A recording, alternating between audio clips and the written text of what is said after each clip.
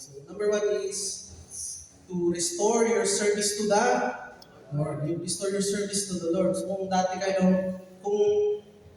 po kayo nagsisilbi sa Panginoon at ngayon hindi na po kayo nagsisilbi, ibalik po natin yun. No, para restore din po tayo ng Panginoon. Kung dati po, kumahawit po tayo, tumutugtog tayo para sa Panginoon, naglilingkod tayo sa Panginoon in small things that we can, balik po natin yun. No? Sabi, restore your service to the Lord. At yung service po sa Panginoon, hindi lamang po ang sa church, no? Kundi po pati sa school nyo, pati sa community nyo, paano nyo po ba sinisilbihan yung mga tao. No? That is your service to the Lord. So, ito pong si Propeta Haggai, pinadala po doon sa Israel. No? Nung nakapture po yung mga tao sa Israel, sa mga taga-Iraq, kinapture po sila doon 70 years silang alipin sa ibang bansa. Tapos pinabalik sila ni Lord after 70 years. After 70 years, bumalik sila. Pero, ito po ang nangyari. So, this is what the Lord Almighty says. The people say, the time has not yet come. Rebuild the Lord's house. Rebuild the Lord's house. No? Kailangan nilang ayusin yung bahay ng Panginoon. Pero ano pong ginawa nila? Hindi pa daw oras. Mas magaling pa sila sa Diyos. No? Inutusan na kasi ng Panginoon. Rebuild my house. Pero sabi nila, ay, Lord, hindi pa oras. Pero anong ginagawa nila? Ano po yung kanilang ginawa? Ano po yung kanilang ginawa? So, then the Lord came through the prophet Haggai. Is it a time for you to use yourselves to be living in your paneled houses while this house remains ruin? Diba? Pumitira kayo ang ganda na ng bahay ninyo, ang ganda na yun po, paneled houses po yan. Next month.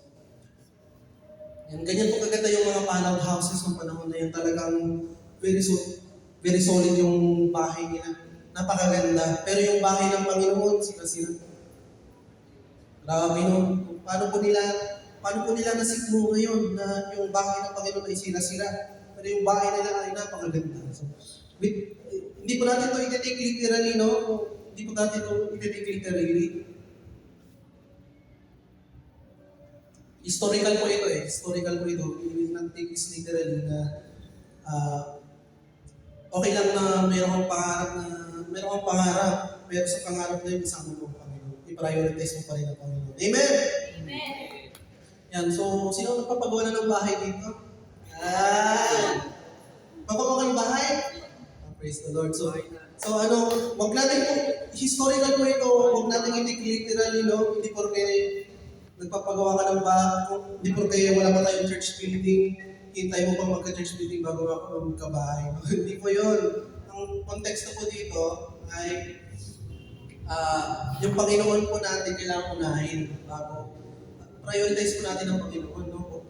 Sa pagbubuo po ng ating mga pangarap, huwag po natin kalimutan ng Diyos. Sabi mo sa katabi mo, huwag mong kalimutan ng Diyos. Huwag mong kalimutan ng Diyos. Lalo na may 3-story house ka na. May 3-story building na si Cyrus at meron ng condo unit condominium unit condominium building si MJ, bit no? Waldex ba yan?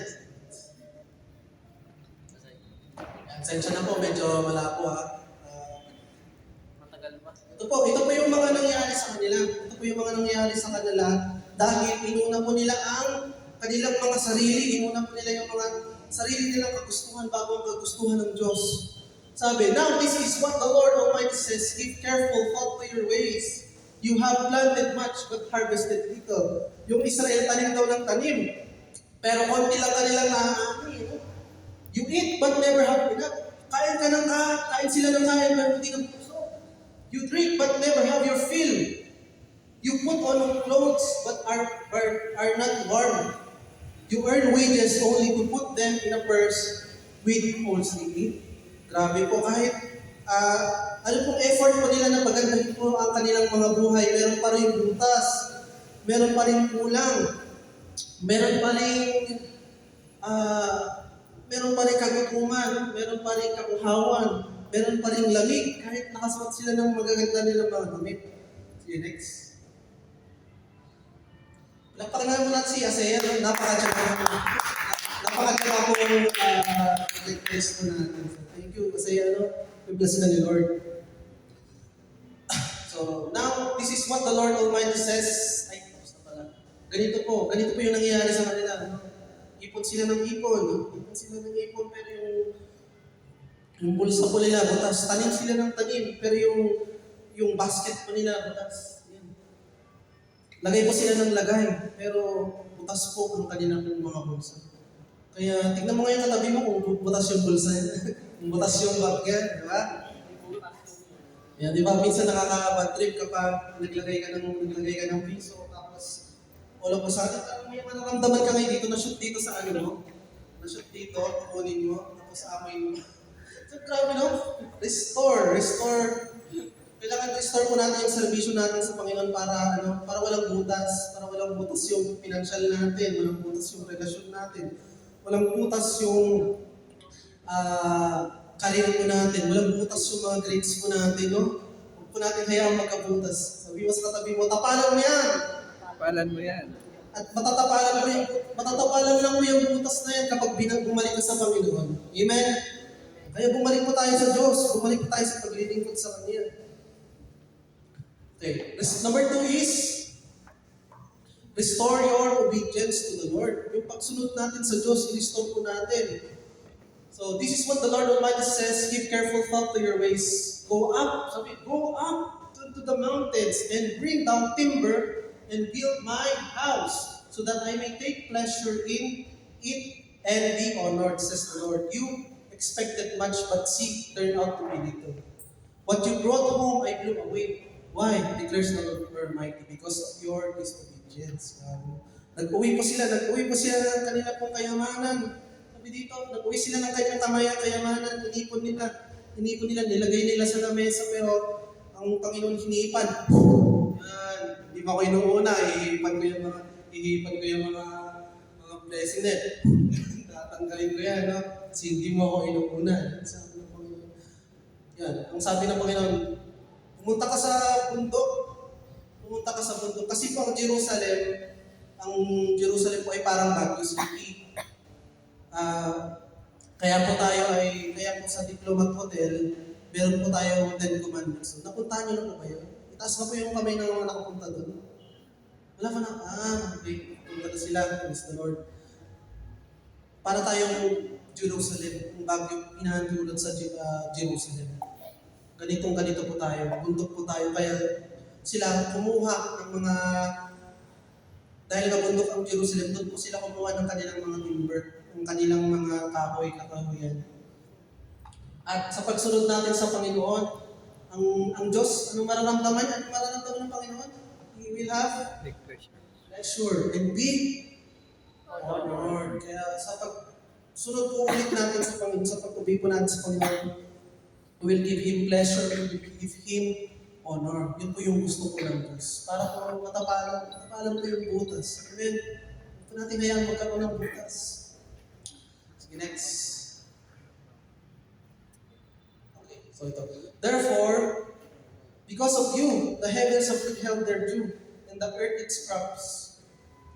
I called for a drop on the field and the mountains, for the grain and the new wine, the olive oil and everything else the ground produces, on people and livestock, and all the labor of the land. So yung mga taga-Israel po,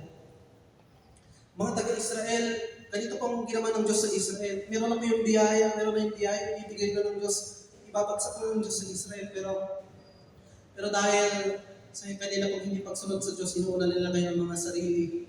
Hindi ko pa bibigay, sumunod muna kayo. Yan. At sumunod nga po sila. Ang Israel po ay sumunod sa Diyos. Muli po nilang ginawa ang bahay ng Panginoon. Muli nilang ginawa ang bahay ng Panginoon. Sabi dito, yan, the whole remnant of the people obeyed the voice of the Lord, their God, and the message of the prophet Haggai, because the Lord their God has seen him, and the people feared the Lord. Grabe. Obedience lang po sa Panginoon. May pinapagawa ang Diyos sa iyo, gawin po natin para matapalan po yung butas na yan. paano po natin? Okay, so, ayan, ito na po. Ayan, nag-i-start na po sila. Nag-i-start na po silang mag-rebuild ng templo ng Panginoon. At inuna po nila ay yung altar, sumunod po templo. Yung templo po sana 10 years lang nila matatapos, pero dahil na inuna nila yung sarili ng bahay, naging 20 years. Kaya sa pag-obey po natin sa Panginoon, huwag po natin i-delay. Kasi pag delay po ang ating obedience, delay din po ang blessing. No?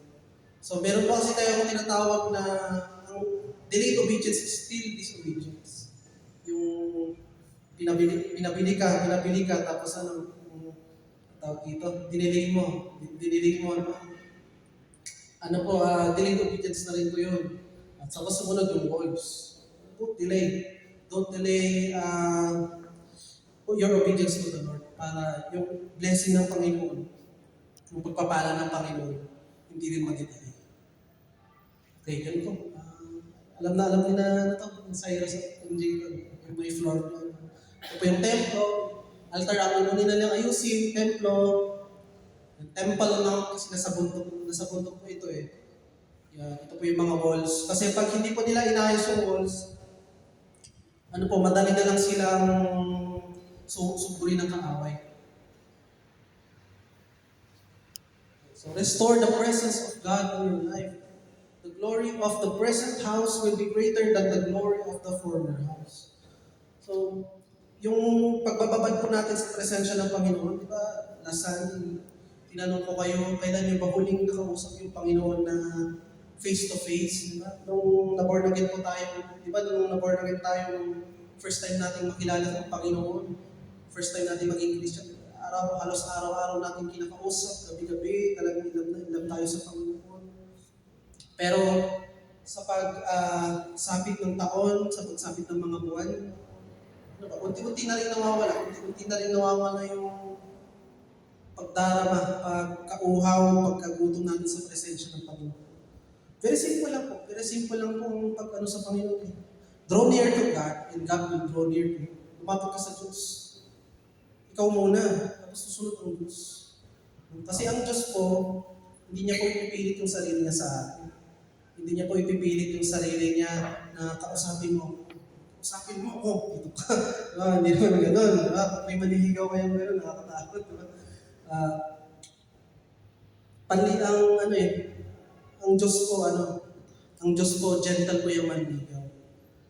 Sabi nga sa Song of Solomon, do not awaken love until it so desires. Ang Diyos po, very patient po yan. Very patient po yung manligaw sa mga ligaw na kaluluwa. Very patient po. Kaya po,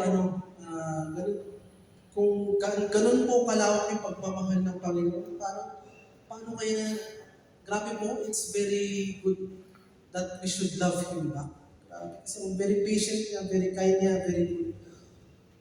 Kaya ano po yung mga 5 minutes na pag-uusap natin sa Panginoon everyday, balik po natin. Sige, kung hindi niyo po kaya ng isang oras this week na kausapin ng Panginoon sa isang araw, gawin niyo po ano po ba bukas? Monday, okay. 7 minutes sa umaga. Set ka 7 minutes sa umaga. Devotion, pray ka. 7 minutes. Walang istorbo sa'yo. Tanghali, lunchtime, 7 minutes. Gabi, pag uwi mo ng bahay, bago ka matulog, 7 minutes. Ilang minutes na yun? 7 times 3 equals? 21 minutes lang na-spend mo kay Lord, di ba? 777 lang yan, oh. Kapag mas marami ka ng oras, so sige, gawin mong 10. 10 sa umaga, 10 sa tanghali, 10 sa gabi. Ilang minutes na yun? 30, di ba? 10 lang yun, ha? Sige. Ano pa ba? 15 minutes. Gawin mo 15 minutes. 15 minutes sa umaga. Tanghali, gabi. Ano na? 45? Lapit ng 1 hour, okay. So, tanggalin mo yung tanghali kasi siyempre busy ka ng tanghali. Kumakain tayo sa kubod. 30 minutes sa umaga, 30 minutes sa gabi. Ano na yun? 1 hour. Grabe, talino na sa mat, no? Talino sa mat. Praise the Lord. Ganun lang po. So, wala po tayong excuse. Wala po tayong excuse kasi, di ba, 5 minutes lang, di ba? Kahit 5 minutes lang per, bago ka kumain. 3 beses tayo kumakain, di ba, sa isang araw. Tapos 5 minutes lang tayo magpipray sa umaga, tanghali, tsaka gabi. 15 minutes na yun. So wala po tayong excuse, no? Wala tayong excuse na hindi mag-pray. Wala po tayong excuse na hindi magbabad sa kanyang presensya. Wala po tayong excuse na lumapit sa Panginoon. Amen! Kaya habang may oras pa tayo, paano kaya kung sabihin ni Lord, di ba tayo minsan sinasabi natin, no? Sige Lord, pag may time, paano kaya pag sinabi sa atin ni Lord, time's up? Tapos na, di ba? Tapos na ang oras mo. Diba? Kasi po siya may hawak ng oras. Okay, so restore the presence of God in your life. So ito po yung templo ni Solomon, ito po yung nasira, ito po yung nawasak, ito yung nasunog. Ito po yung na-rebuild. Mas maliit na templo. Ito mas maliit, pero napakaganda. After 70 years, nagawa ito. This is smaller than Solomon's temple. Okay, next. Pero grabe pa rin ang plano ng Panginoon kasi after 200 years, 200 to 300 years, lumaki yung templo. Lumaki yung templo, no? Times 4, times 5. Ganito po ang pagpapala ng Panginoon kapag muli kang bumalik sa Diyos. Muli tayong mag-obey sa Panginoon, binalik po natin ang presensya ng Panginoon sa ating mga buhay. Grabe. Ganito po ang restoration ng Panginoon. Yan. Gusto niyo bang maging ganito? Gusto niyo bang maging from here to here, no? God will restore you. Ayusin po tayo ng Diyos. Hindi lang po tayo aayusin kasi ang ibig sabihin ng restoration ay ibig po sabihin ng restoration, in the place of restoration, according to the biblical definition of the word restore, things actually become Better. ay, sigaw niyo, better. Sige. Better. Better. Than they were before. Things become better than they were before. Kung may nawala sa'yo, kung di na siya bumalik, hindi na bumalik yung tinanggal sa'yo ng Panginoon. Kasi minsan yung Diyos yung nagtatanggal eh. Kapag hindi na bumalik yung tinanggal sa'yo ng Panginoon, may mas better na ibibigay. Tama ba? Amen ba? Kapag may nasira, hindi na i-scotch tape ni Lord yan. Hindi niya nalalagyan ng mighty pad o ng suplo. Gagawin niya, bago ang ibibigay ng Panginoon. Bagong pagpapala ang Panginoon. Kaya ang sinabi ng Panginoon, kalimutan mo na yung mga old things. Pero na akong ginagawang bago. Sabihin mo sa katabi mo, siya ay Diyos ng bago. Siya ay Diyos ng mga bago. Kaya huwag na po tayo manatili. Sa nakaraan.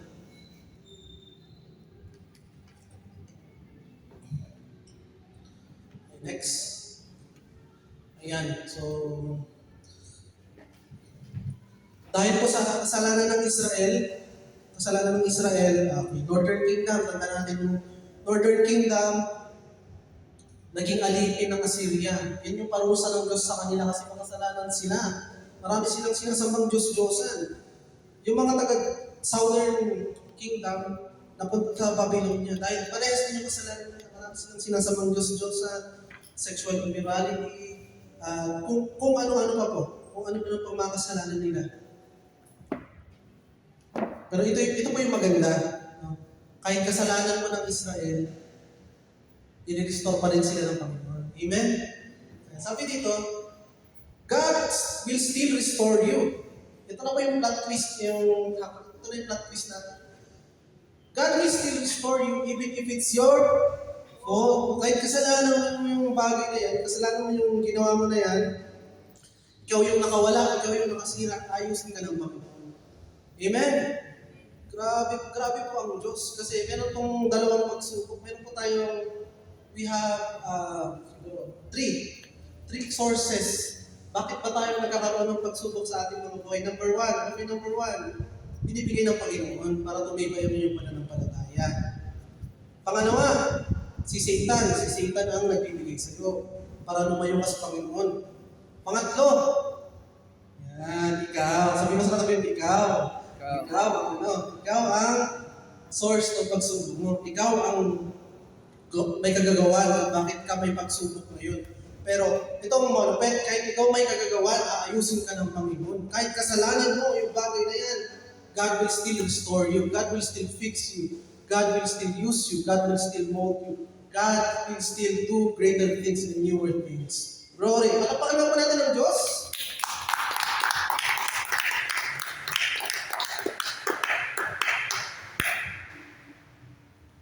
Okay, sabi, so ito po yung mga verses na related po sa nung nasa Babylonia pa po sila, nung naka 70 years pa po sila sa Iraq. Ito yung propesya sa kanila. Forget the former things. Do not dwell on the past. See, I am doing a new thing. May bago akong ginagawa. May bago akong ginagawa. Kaya kalimutan mo na yung nakaraan. Mag-focus ka sa bago. Tama ba? Focus po tayo sa bago. Kalimutan mo na yung nakaraan. Kasi mas maganda ang gagawin ng Diyos. Yun po yung prophesy ni Prophet Isaiah sa Israel nung nakakulong pa sila. May gagawin ng Diyos na bago. Kalimutan na nila yung buhay nila sa Israel dati na napakaganda. Na well provided, napakagandang templo, napakagandang altar, napakagandang mga bahay. Kalimutan na nila yun. May gagawin ng Diyos na bago, mas higit pa. Nakita niyo po yung templo kanina, di ba? From small to times 5 times 4. Kaya minsan hindi po natin nararanasan yung mga bagong bagay kasi tinatago pa natin sa ating mga puso. Minsan po hindi po tayo nagkaka-experience ng breakthrough. Minsan po hindi po tayo nakaka-experience ng new things. Hindi pa po na-answer po yung prayer po natin kasi meron pa po tayo nakatago sa cabinet ng mga lumang mga bagay. Meron pa po tayong paano ka bibigyan ni Lord ng bagong bagay kung chine-cherish mo pa yung nakaraan, chine-cherish mo pa yung mga old things, chine-cherish mo pa yung mga old memories, chine-cherish mo pa yung mga bagay dati na hindi naman nakatulong sa iyo. Kailangan may bago. Kailangan let's be open for new things. No? Kasi po ang Diyos,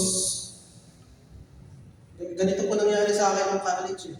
Hindi ako makalet go sa kanya. So, ganito ang ginawa ng Panginoon.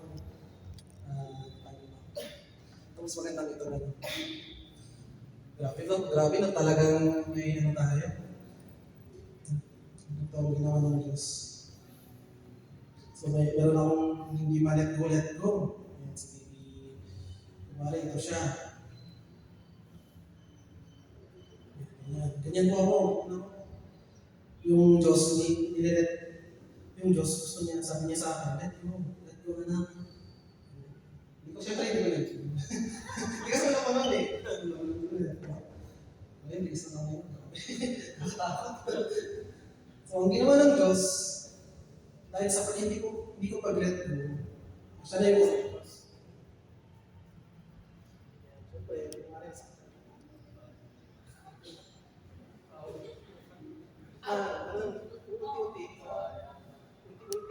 Masakit. yung aray ka. Unti-unting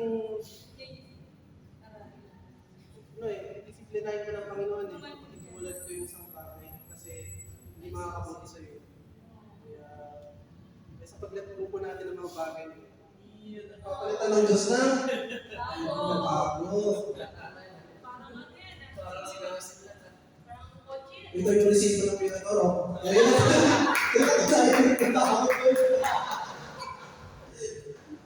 O, diba? Pwede pa tayo bumalik doon, pero libre na ako. Pero ibibigay ako sa iyo ng bago, i-let go mo yun. Ano yung bagay niya? Katilis ko.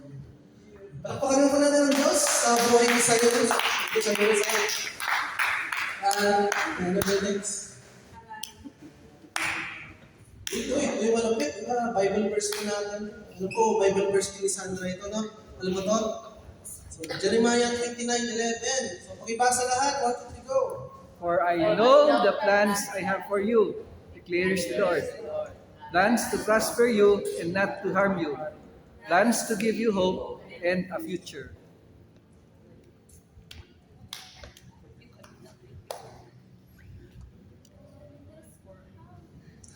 Ayan, so kahit kahit ano kasalanan nila na nandun sila sa Iraq ng 70 years, meron pa rin plano ang Diyos sa kanila. No? So, sabi mo sa katabi mo, kahit kasalanan mo, may plano ang Diyos. May kasalanan mo yung bagay na yan, no? Ikaw ang nakasira, ikaw ang nakawala, ikaw ang hindi makalet go, ikaw ang nakabutas. Pero may plano pa rin ang Diyos. Ang plano niya to prosper you, not to harm you, bibigyan ka ng pag-asa, bibigyan ka niya ng magandang kinabukasan. Biro mo yan, akalain mo yun, kahit nasira na, nawasak na, ikaw yung, tapos ikaw pa yung, buti sana kung kasalanan na dito, ikaw yung magkasalanan, pero mahal ka pa rin ng Diyos, may plano pa rin ng Diyos. Ayusin ka pa rin ng Diyos, matindi. Grabe, sabi mo sa katabi ko, grabe! Grabe. Grabe. Diba? Oh, ito, matindi pa ba ito? Because of the Lord's great love, we are not consumed. For His compassions never fail. They are new. Every morning. Yan yung ating kinakanta. Diyan po yung nakuha sa Bible verse na yan. Ito po ay, this is not a happy song. This is a crying song. Tama ba yun? Crying song. This is a sad song. Kasi sinulat ni Prophet Jeremiah ito habang nasa nakakulong. Naging alipin yung Israel 70 years. Sinulat niya ito. Pag-iyak po ito eh. Pero sa pag-iyak po nila, mayroong pag-asa. Sa kanilang kalungkutan, mayroong pag-asa.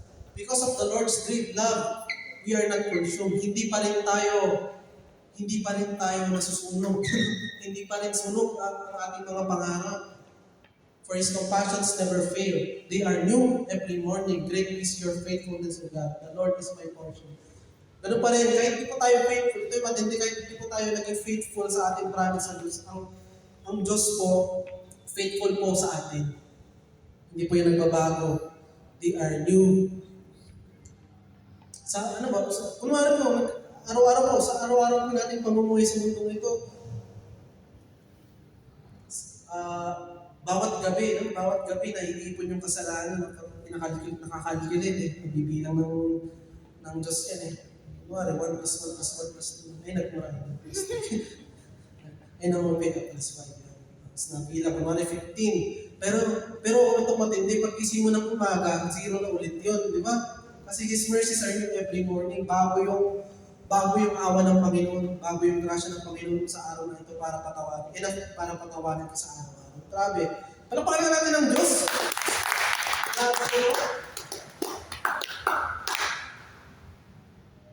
Ito po yung malungkot. Habakuk 3:17 to 19. Pause na ako. Though the fig tree does not bud, and there are no grapes on the vines, though the olive crop fails, and the fields produce no fruit, though there are no sheep in the pen and no cattle in the stalls, yet I will rejoice in the Lord. I will be joyful in God my Savior. The sovereign Lord is my strength. He makes my feet like the feet of a deer. He enables me to tread on the heights. Okay. Ano pong konteksto nito? Dahil nga nakapture sila, yung Israel, siyempre wala nang mga puno. Siyempre, kung may puno man, hindi naman namumunga. Kung merong bulaklak man, hindi nagbubulaklak. Kung meron ng mga hayop, hindi nagmumultiply. Pero yung prophet Habakkuk na ito sabi niya, I will still rejoice in the Lord. I will still be joyful in God my Savior. The sovereign Lord is my strength. Yung Diyos pa rin yung naging source of strength nila sa mga panahon na yun. Kahit kasalanan nila. Yung malupit. Tandaan niyo po yung verse niya sa taas ha. To the fig tree, the grapes, the olive crops, the fields. Kasi related po yan sa next. Ito yung matindi, no? Ito yung matindi. Sige, next na. Okay. So dahil yung Israel po, binalik nila yung service nila sa Diyos. Binalik nila yung pagsunod nila sa Diyos. Binalik nila yung presensya ng Diyos sa kanilang buhay. Ito po yung pangako na ng Panginoon sa kanila. Diba?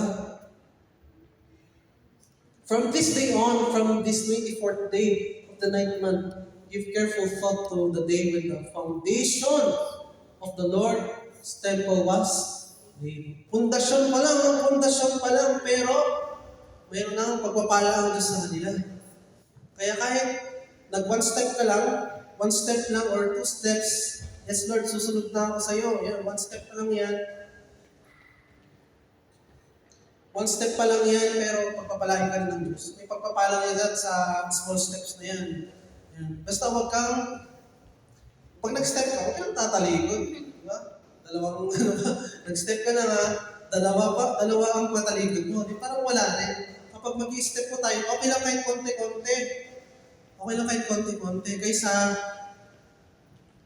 po sa mabilis rin tatalikod. Para ka lang nagtsatsa, di ba?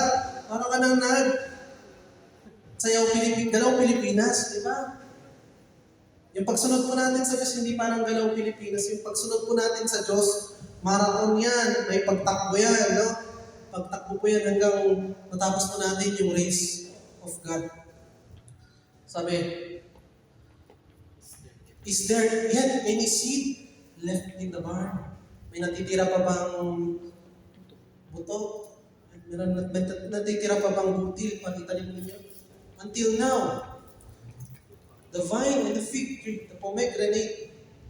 Yung pomegranate po para siyang apple. No? And the olive tree have not borne fruit. Wala pang prutas.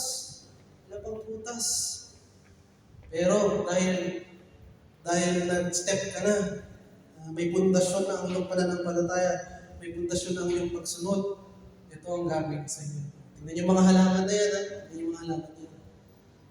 Ito ang gagawin sa iyo. Sige. Yan, diba? From this day on, From this day on, the Lord will bless you. Kahit ikaw may kasalanan, from this day, dahil bumalik ka sa Panginoon, pinalik mo yung servisyo mo sa Kanya, pinalik mo yung pagsunod mo sa Kanya, pinalik mo yung presensya ng buhay mo sa sarili mo. Sabi ng Diyos, from this day on, I will bless you. Minsan may nasira. Minsan tayo po yung nakasira. Minsan po, sa isang galaw po natin, nasira po ang relasyon sa ating mga pamilya. Sa isa pong galaw natin, sa isa pong hakbang natin, nasira po ang relasyon natin sa ating mga klase. Sa isang hakbang, nasira ang ating paglilingkod sa Diyos. Sa isang hakbang, nawala po tayo sa Diyos. Para po tayo nag-Michael Jackson, talagang tumalikod po talaga tayo sa Diyos. Pero isang hakbang mo lang. Isang panghakbang. From this day on, the Lord will bless you. Grabe ang Panginoon, no? Sabi mo sa katabi mo, from this day on, the Lord will bless you. From this day on, God will bless you. Paano naman kung kasalanan ng iba? Minsan merong verbal abuse, minsan merong sexual abuse, minsan merong physical abuse. Kahit kasalanan ng iba, the Lord will still restore you. Amen? Kahit ibang tao na nakit sa'yo, pero ginagaslight ka, ikaw pa yung may kasalanan. Di ba? Kasalanan mo yan, hindi masyado ka malang madamdamin. Sasabihin sa'yo, di ba? Umiiyak ka, kasalanan mo po eh. Tapos sabihin sa'yo, masyado ka kasi madamdamin, masyado ka emosyonal, di ba? The Lord will still restore you. The Lord will still bless you. Kahit pa kahit may dahil sa suicide, may nawala sa kanilang pamilya. God will still restore you. Restore sa inyong pamilya. Pag-pray lang po natin yung pamilya niyo. maganda po Kristiyano eh. Paano na pag hindi Kristiyano tapos namatay mo sa muntong tanong, sa impyerno. Kaya po medyo natuwa rin po ako. Natuwa po. Siyempre malungkot kasi natuwa po ako kasi sa langit po siya eh. Sa langit siya. 16 years old. Siya po yan. Pag-pray lang po natin. Pag-pray, lalo po, pag-pray pa natin ang mga kabataan natin ma-restore sa Panginoon. Ang ating mga pamilya, no? Sinabi ko kanina yun yung unang inaatake ng kaaway. Kaya sa Amerika, huwag po natin siraan yung Amerika na hinahatulan na sila yung Amerika. Ang dami nangyayari kung sa hinahatulan na sila ng Diyos. Lahat po ng bansa may kasalanan. No? Lahat ng bansa may kasalanan. Hindi lang Amerika, pati basta lahat ng bansa. Kahit yung pinakamaliit na bansa. Huwag po natin hatulan yung Amerika. No? Huwag natin sabihin, Amerika is Satan's playground. Huwag natin sabihin yun. Kung nakakalungkot sa Amerika, may meron pong Trinity. Merong Trinity doon na sumisira sa pamilya. Merong Trinity po doon. Number 1 is divorce. Divorce. Pinaghihiwalay kahit nag-disagree lang yung lalaki at yung babae kasi di ba yung color ng kortina nag-away sila. Kahit yung mga mga simple things na disagreement kasi walang pera, kasi ganito ganyan, maghihiwalay na. Yan yung sumisira sa pamilya. Okay. Kunwari, naghiwalay na. Susunod dyan. Siyempre, mapapariwala yung bata. Maaaring, dahil nga yung isang tao, ay yung isang bata, napunta dito sa tatay, yung isang bata napunta dito sa nanay. Kunwari, ganito pa yung nangyayari. Yung lalaking bata, walang father figure. Kunwari, walang father figure yung lalaki. Tapos ang kasama niya pang puro babae. So, alam niyo na mangyayari. Alam niyo yung mangyayari. Magiging hindi ko na po babanggitin. Sabihin na lang natin color community. Yung color community na sila. Yung babae, sasama sa tatay. Puro lalaki yung mga kasama. Ano mangyayari? Siyempre, kasama siya sa color community. At kung, kunwari, yung lalaki, ang katawan niya ay lalaki, pero ang puso niya babae. Ano nga hanapin niya? Lalaki o babae? Siyempre, lalaki. Lalaki din. Okay. So, hindi lang pwede yung iba, hindi lang hanggang boyfriend lang yun. Siyempre, papasok na doon yung SS, same-sex marriage. Yun yung pangalawang Trinity na sumisira sa pamilya. Pangatlong Trinity. Anong pangatlong Trinity? Kunwari hindi naging homosexual yung anak. Hindi naging part ng color community. Pero nag-asawa ng maaga. Nag-asawa ng hindi kasal. Siyempre, bata pa. Anong gagawin sa napagalaman yung buntis? Abortion. Ilalaglag abortion. Mas matindi yung term niya, ilalagig. Kaya, abortion. No? Pangatlong Trinity ko yan. Nakakatakot. So, yung tatlong Trinity na yun yung sumisira sa pamilya. Ano yung tatlong Trinity na yan? Divorce, same-sex marriage, abortion. At gusto kong sabihin sa mga nanonood dito, sa pangalan ni Jesus, hindi namin pinapayagan ang tatlong bagay na yun sa ating bansa. Amen? Hindi namin pinapayagan yun. Kaya nga, parang apurado yung gobyerno, parang apurado yung Diablo na ini-influensya yung gobyerno. Sige, attorney, ipasa mo na yan. Sige, senador, ipasa mo na yung divorce bill, di ba? Ipasa mo na yung same-sex bill. Ipasa mo na yung SOGI. Ipasa mo na yung abortion. Nakakalungkot nun, nakakatakot. Pero in Jesus' name, hindi namin yung pinapayagan sa bansang Pilipinas. Amen? In Jesus' name. Sabihin mo sa universe, hindi ko pinapayagan. Hindi ko pinapayagan. Sige, sabihin mo. Hindi ko pinapayagan. Amen. Hindi natin pinapayagan. At kahit gano'n ang bansang Amerika, gano'n ang nangyayari rin sa bansang Pilipinas, the Lord will still bless us. Amen? The Lord will still restore us. The Lord will still cleanse us. The Lord will still forgive us. Ganun po ang biyaya ng Panginoon sa atin. Kaya let's,